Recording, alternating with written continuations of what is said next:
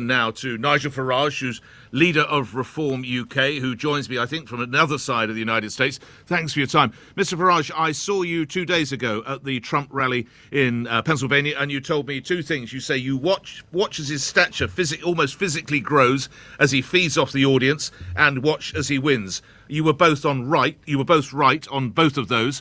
What do you put his victory down to? Nigel Farage. Nick, good morning. Thank you very much indeed. I put it down to him. On a human level, his resilience is almost unbelievable. I mean, we are witnessing the greatest political comeback of modern times. I can't think of anybody since Churchill who's been to such heights, sunk to such depths, and come back again.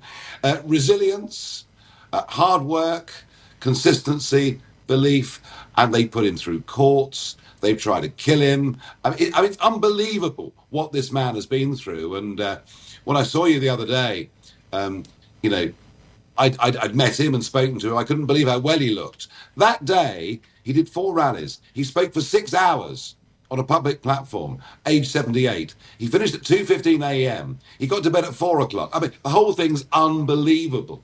So I put it down to him and his resilience. And he is, whether you like him or not, he is a totally extraordinary human being. But I also put it down to policies. The weak Democrats have allowed 10 million, can you believe it?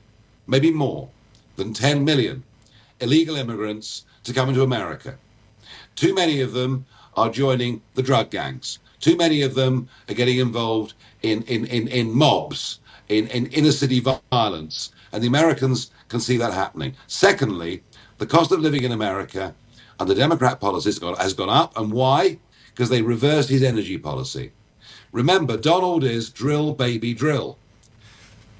And let's face it, we're going to be using oil and gas until 2050, however many silly turbines Ed Miliband puts up or anybody else. So people want cheaper bills. People want to stop mass illegal immigration.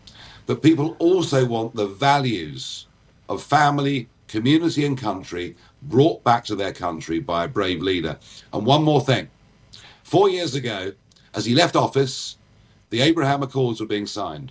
Major Arab nations were signing up with Israel to do trade, to do business, and that's all gone under Biden, who walked away from Kabul, leaving behind $85 billion worth of prime American military equipment.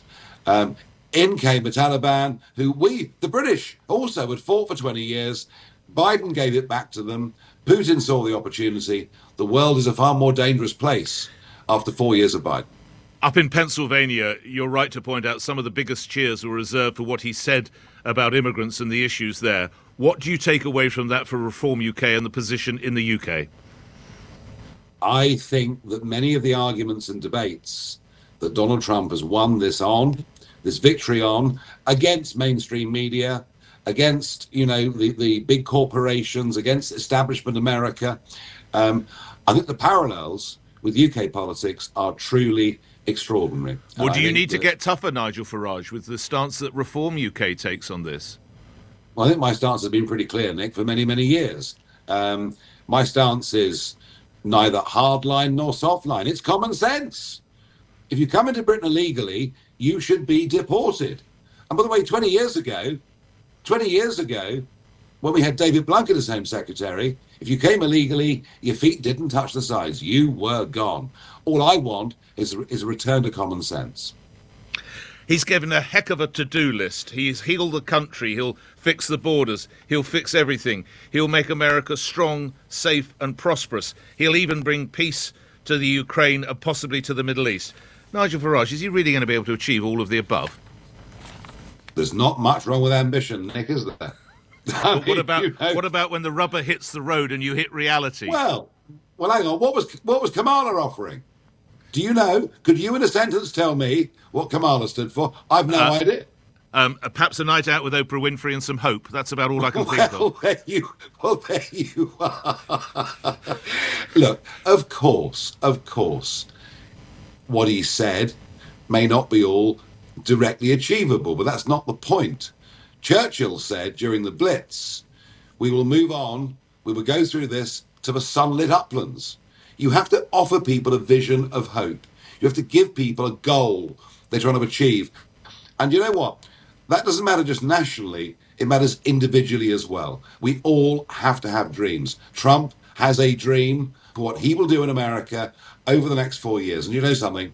With Elon Musk by his side, taking the figurative knife to the bureaucratic controlling state, they're going to sack civil servants in numbers like you can't believe. I mean, I just can't wait. It's so exciting. It'll be a blueprint for what has to happen here.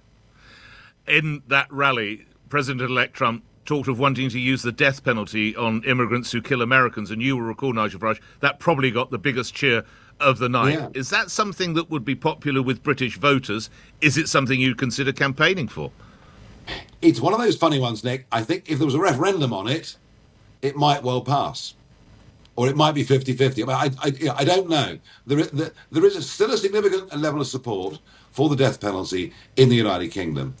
I, myself, don't support it because I just don't trust the judiciary. There have been too many cases recently, people in prison for years for rapes and murders that they never ever committed. And so I think that the risk of getting it wrong, even with DNA, even with all that evidence, the risk of getting it wrong, I believe personally, is just too great.